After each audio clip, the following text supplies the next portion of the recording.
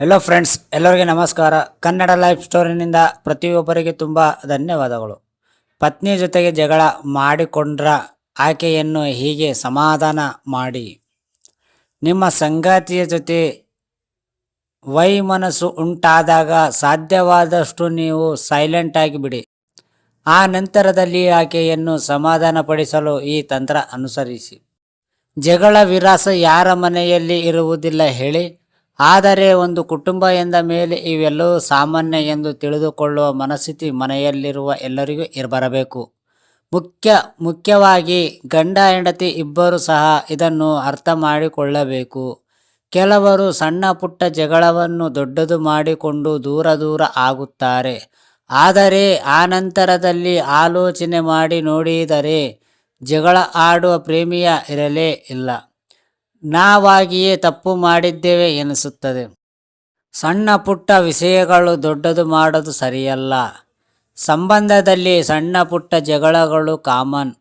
ಹಾಗಾಗಿ ಅಂತಹ ಸಂದರ್ಭವನ್ನು ಸೃಷ್ಟಿಸಿಕೊಳ್ಳುವ ಮೊದಲೇ ಜಗಳ ಆಗದ ರೀತಿ ಸಂಸಾರವನ್ನು ತೂಗಿಸಿಕೊಂಡು ಹೋಗುವುದೇ ಪ್ರತಿಯೊಬ್ಬರ ಜಾಣ್ಮೆಯಲ್ಲಿ ಉಳಿಯಬೇಕು.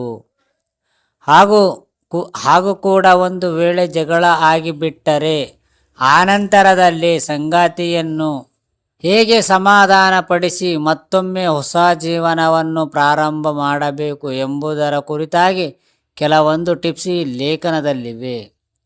ಆಕೆಯ ಜೊತೆಗೆ ಆಕೆಗೆ ಇಷ್ಟವಾದ ಸ್ಥಳಕ್ಕೆ ಭೇಟಿ ನೀಡಿ.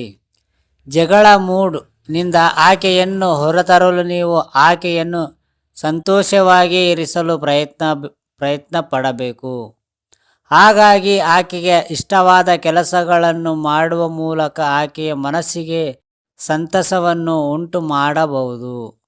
ಆಕೆಗೆ ಇಷ್ಟವಾದ ಬಟ್ಟೆಗಳನ್ನು ಧರಿಸುವುದು, ಆಕೆಗೆ ಪ್ರಿಯವಾದ ಅಡುಗೆಗಳನ್ನು ನೀವೇ ಕೈಯಾರ ಮಾಡಿ ಬಡಿಸುವುದು, ಆಕೆಗೆ ಇಷ್ಟವಾದ ಹೋಟೆಲ್ ತಿಂಡಿಗಳನ್ನು ತಂದುಕೊಡುವುದು, ಆಕೆಯ ಜೊತೆ ಮೂವಿ ನೋಡಲು ಹೋಗುವುದು.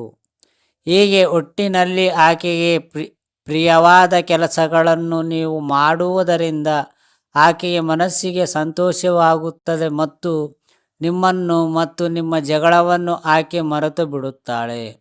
ಹಾಗಾಗಿ ಸುಮ್ಮನೆ ಸಮಯ ಹಾಳು ಮಾಡುವ ಬದಲು ಈ ರೀತಿಯ ತಾಂತ್ರಿಕರಿಕೆಯನ್ನು ಒಮ್ಮೆ ಅನುಸರಿಸಿ ನೋಡಿ. ಸಮಾಧಾನವಾಗಿ ಕುಳಿತು ಮಾತನಾಡಲು ಹಿಂಜರಿಯಬೇಡಿ. ಜಗಳ ಆದ ತಕ್ಷಣ ಬಹುತೇಕ ಜೋಡಿಗಳು ಪೂರ್ವ ಪಶ್ಚಿಮದಂತೆ ಆಗಿಬಿಡುತ್ತಾರೆ. ಒಂದು ಮನೆಯಲ್ಲಿದ್ದರೂ ಒಬ್ಬರಿಗೊಬ್ಬರು ಮಾತನಾಡುವುದಿಲ್ಲ. ಹುಸಿಮುನಿಸು ಪ್ರಾರಂಭವಾಗಿ ಕೊನೆಗೆ ಅದೇ ದೊಡ್ಡವಾಗಿ ಬಿಡುತ್ತದೆ. ಆದರೆ ಯಾವುದಾದರೂ ಸಂದರ್ಭದಲ್ಲಿ ಜಗಳ ಆದಂಥ ಸಮಯದಲ್ಲಿ ಇಬ್ಬರು ಸ್ವಲ್ಪ ಹೊತ್ತು ಸುಮ್ಮನಾಗ್ಬಿಟ್ಟು ಆನಂತರದಲ್ಲಿ ಒಬ್ಬರಿಗೊಬ್ಬರು ಕುಳಿತು ಸಮಾಧಾನದಿಂದ ಮಾತನಾಡಲು ಪ್ರಯತ್ನಿಸಿ. ಏಕೆಂದರೆ ಬಹಳಷ್ಟು ಸಮಸ್ಯೆಗಳಿಗೆ ಮಾತನಾಡುವುದರಿಂದ ಪರಿಹಾರ ಸಿಗುತ್ತದೆ. ಹಾಗಾಗಿ ನಿಮ್ಮ ಹಾಗೂ ನಿಮ್ಮ ಸಂಗಾತಿಯ ನಡುವೆ ಉಂಟಾಗಿರುವ ಕಂದಕವನ್ನು ಇದು ಮುಚ್ಚಿ ಹಾಕುತ್ತದೆ. ಒಟ್ಟಾರೆಯಾಗಿ ಇಬ್ಬರು ಮತ್ತೊಮ್ಮೆ ಖುಷಿಯಾಗಿ ಜೀವನ ನಡೆಸಲು ಇದು ಅನುಕೂಲ ಮಾಡಿಕೊಡುತ್ತದೆ. ಆಕೆಗಾಗಿ ನೀವು ಸಮಯವನ್ನು ಮೀಸಲಿಡಬೇಕು. ಈಗಿನ ಕಾಲ ಹೇಗಾಗಿದೆ ಎಂದರೆ ಪ್ರತಿಯೊಬ್ಬರೂ ಸಹ ತಮ್ಮ ದುಡಿಮೆಯ ಮೇಲೆ ಹೆಚ್ಚು ಗಮನ ವಹಿಸುತ್ತಾರೆ. ಹಾಗಾಗಿ ಕುಟುಂಬದವರ ಜೊತೆಗೆ ಹೆಚ್ಚಿನ ಸಮಯ ಇರಲು ಸಾಧ್ಯವಾಗುವುದಿರುವುದಿಲ್ಲ. ಕುಟುಂಬದವರು ಕೂಡ ಇದರ ಬಗ್ಗೆ ದೂರ ಹೇಳುತ್ತಾರೆ. ಹಾಗಾಗಿ ಕೆಲವರ ಮನೆಗಳಲ್ಲಿ ಬಹುತೇಕ ಜಗಳ ಆಗಲು ಇದು ಕೂಡ ಒಂದು ಕಾರಣ ಎನ್ನಬಹುದು. ಫ್ರೆಂಡ್ಸ್, ಹೇಗಿದೆ ಸ್ಟೋರಿ? ಈ ಸ್ಟೋರಿ ಕೇಳಿದ ಪ್ರತಿಯೊಬ್ಬರಿಗೆ ತುಂಬ ಧನ್ಯವಾದಗಳು. Thank you so much.